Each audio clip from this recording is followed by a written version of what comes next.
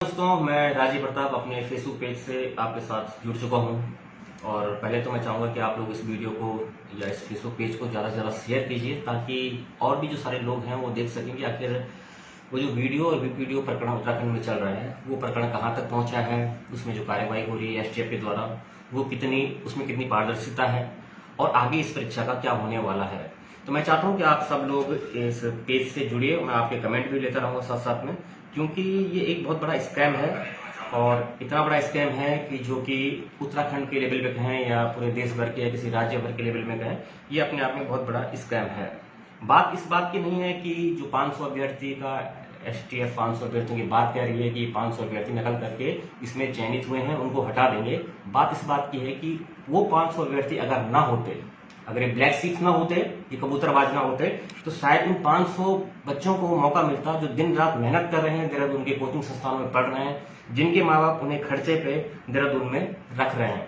ये बात बहुत गंभीर है। भले इस पे सरकार लीपापोती करती हुई नजर आए न आए, ऐसा हम कुछ अभी कह नहीं सकते हैं क्योंकि अभी जांच चल रही है। लेकिन इतना मैं स्पष्ट करना चाहूंगा कि उत्तराखंड राज्य बनने के 20-22 साल बाद भी उत्तराखंड को भ्रष्टाचारियों ने किस कदर नोचा है, इसको आप समझेंगे तो ऐसा कोई कार्यकाल नहीं था किसी भी सरकार का जहां धांधलीबाजी या भर्तियों में घोटाला नहीं हुआ हो।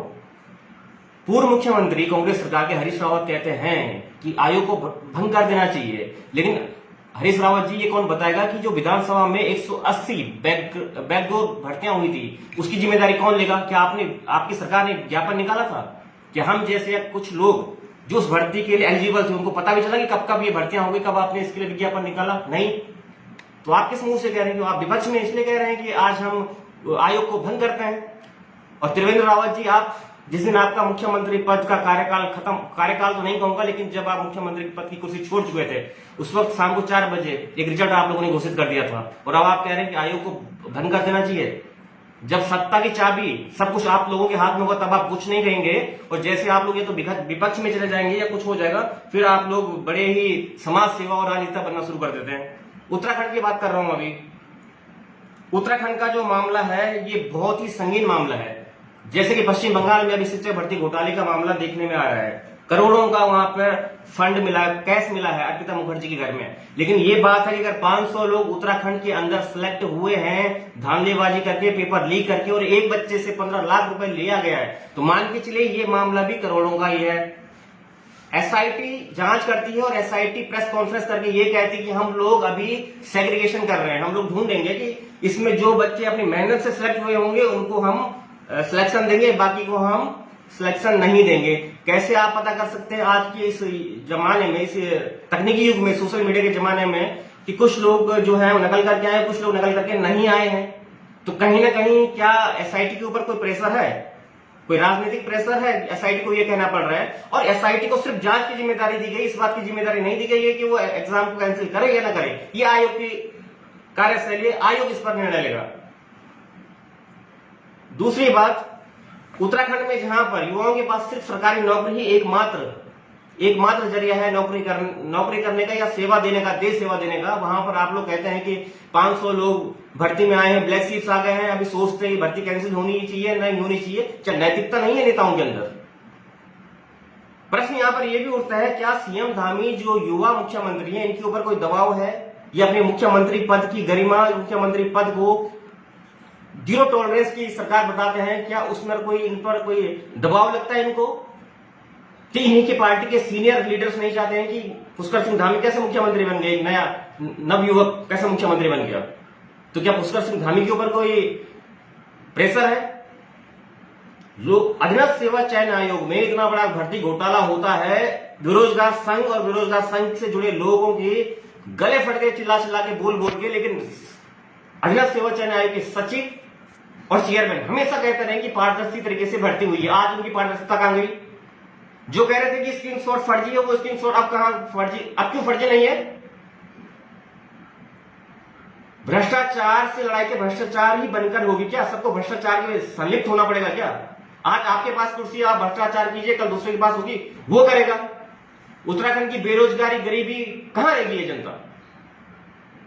अरे वो पढ़े लिखे छात्र जो कह रहे हैं कि हम तो मेहनत से निकले, पहले तो हमारा फर्स्ट वीडियो में ट्रोल करने लगे थे कि आप क्यों इस मामले को तूल दे रहे हैं। पहले दिन ही कम से कम 500 से 600 कमेंट आने शुरू हो गए थे। हम समझ गए थे कि मामला घपले से जुड़ा हुआ तो है। अब एसआईटी ने मेरी जांच भी करनी शुरू कर दी है, पकड़ भी लिया है। क्यों आप लोग ऐसा कर रहे हैं? खासकर उत्तराखंड ऐसा राज्य है जिसकी कि पूरे देश भर में एक छवि है। उत्तराखंड के लोगों को उनकी ईमानदारी के लिए जाना जाता है पूरे देश भर में। लेकिन आप लोगों ने उत्तराखंड को, जो यहाँ के राजनेता हैं, पिछले 20 सालों में जितना नोच के खाना था आपने खा चुका है। और अब भी आप लोगों का पेट नहीं भरता, आप लोग मनचाहे काम करे जाते हैं। ये एक बेरोजगार का गुस्सा कहिए, एक पत्रकार का गुस्सा कहिए, आप इसे कुछ भी कहिए, परंतु अभी भी कोई एक्शन नहीं लिया गया जो आयोग के द्वारा, अध्यक्ष सेवा चयन आयोग के द्वारा। यद्यपि आयोग के सचिव इसमें नहीं सम्मिलित है, मान लिया जाए, अध्यक्ष भी संलिप्त नहीं है इसमें, यह भी मान लिया जाए, लेकिन क्या नैतिक जिम्मेदारी नहीं होती है कि आपकी आंखों के नीचे ये सब हो रहा है, आप अपने पद से नैतिकता के आधार पर इस्तीफा दीजिए। व्यक्तिगत मेरे साथ या किसी के साथ जो कोई नैतिक आदमी हो, उसके साथ अगर कभी ऐसा हो जाए तो उसे लगे कि मामला थोड़ा सा मेरी गलती से जुड़ा हुआ है। सचिव महोदय को नहीं लगता कि उनकी आंख के नीचे इतना बड़ा झोल होता गया, पेपर लखनऊ से बिकता गया और आपको खबर नहीं लगी। अब तो खबर लग गई, अब तो गलती मान लो कि मैं इस पद के योग्य नहीं हूं। नैतिकता के आधार पर आप इस्तीफा क्यों नहीं देते? आप नहीं देंगे क्योंकि ये जो पैसा बढ़ता है ये नीचे से लेकर ऊपर तक सब तक बढ़ता है। एसआईटी जांच कर रही है, एसआईटी जांच करने के बाद किस अंत में किस मुद्दे पर आती है ये अभी जांच का विषय, हम इसको देखेंगे। लेकिन इतना जरूर है कि उत्तराखंड के बेरोजगारों के साथ जो हो रहा है, और न केवल इस सरकार में, पिछली सरकार में भी, वो कांग्रेस की सरकार रही हो या बीजेपी की रही हो, दोनों ने बराबर करके, कांग्रेस पार्टी रही हो या बीजेपी रही हो, दोनों ने हर भर्ती घोटाला उत्तराखंड अध्यक्ष सेवा चयन आयोग के अंदर भी पाया गया, इवन यूकेएसएससी में भी पाया गया। अभी हम रिजल्ट का वेट कर रहे हैं, हमारे पास कुछ तथ्य है। लोक सेवा आयोग का एजे का रिजल्ट कब घोषित होता है, उसमें भी कुछ ऐसे ही हमें संदेह है, लेकिन संदेह के आधार पर हम कोई भी स्टेटमेंट अभी नहीं देंगे आप लोगों को। बट ये आप मान लीजिए कि उत्तराखंड अध्यक्ष सेवा चयन आयोग के अंदर इतनी कुछ खामियां निकल गई। वो शुक्र हो उस बेरोजगार संघ का जिसने कि आज के उत्तराखंड के युवाओं को एक आईना दिखाया है, सच्चाई दिखाई है, जो उसके पीछे पड़े थे। अगर कोई ऐसी राजनीति को युवा करता है तो बेशक करे, उसमें कोई शक नहीं है। लेकिन उत्तराखंड अध्यक्ष सेवा चयन आयोग अपनी कार्यशैली से आज से नहीं बल्कि जब से ऐसा घटना हुआ तब से शक के घेरे में है। आप कितने भी वीडियोस देख लीजिए इन लोगों के, आपको लगेगा कि कहीं ना कहीं इन परीक्षाओं में धांधली हुई है। अभी जांच जारी है, देखते हैं। लेकिन अभी तक केवल निचले वर्ग के कर्मचारी या निचले तबके के वे लोग पकड़े गए हैं जिनका की ओवरऑल इस पेपर लीक कराने के पीछे या इस पेपर लीक को कराने में जो खुद से समर्थ नहीं हो सकते थे, लेकिन बड़ी मछली जिसे कहते हैं, बड़े लोग, वो कहां कहां बैठे हैं इसके बारे में बहुत लोगों को पता भी है, नहीं भी पता है, लेकिन उन तक कोई हाथ नहीं डालना चाहता है। क्योंकि करप्ट तो है वो, भ्रष्टाचारी तो है वो, लेकिन वो गुंडागर्दी के मामले में शायद इतने आगे लोग डरते हैं। लोग जब शिकायत करते हैं सोशल मीडिया पे, इनके नाम डालते हैं तो रात को घर में पुलिस भेज देते हैं। उत्तराखंड का युवा, उत्तराखंड का बेरोजगार और सच्चाई से पर्दा हम बिल्कुल नहीं हटना देना चाहते हैं। और इस फेसबुक लाइव के माध्यम से मैं आपसे यही कहना चाहता हूं कि इस परीक्षा में घोटाला हुआ है ये तो तय है, और लाखों का नहीं बल्कि करोड़ों का घोटाला हुआ है ये भी तय है। और इस परीक्षा को आयोग रद्द करेगा या नहीं करेगा ये आयोग के ऊपर है।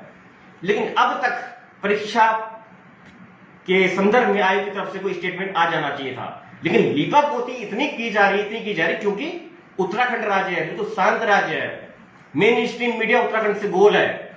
आप नेता हो, आप अभिनेता हो, आप किसी शासन में हो, प्रशासन में हो, आपको देखने वाला कोई कैमरा नहीं है ऊपर से, कोई मीडिया नहीं है आपको जो जज कर रहा है, क्योंकि आप एक छोटे से राज्य के छोटे से लोगों को बेवकूफ बना रहे हैं पिछले 20 सालों से।